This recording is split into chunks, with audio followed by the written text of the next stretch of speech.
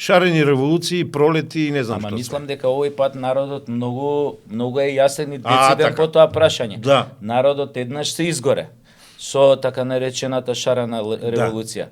И затоа они се свесни, они мислат многу добро знаат како во кој ритам сега дише овој народ и дека овој народ даде поддршка на ВМРО ДПМН заради овие најбитните национални прашања кои што претходно беа максимално прегазени тие црвени линии.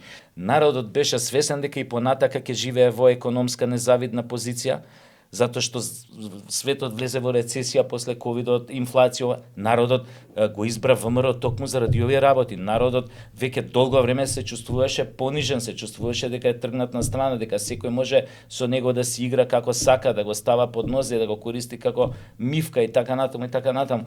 Така што сега сега е се врзани садови, сега и оваа влада е свесна дека не смее да изгуби поддршката у народот. Дури ако има тамо некоја струја која што у моментов вели дајте да направиме пак све што бараа треба да се свесни дека предавството од тој тип не се исплатат.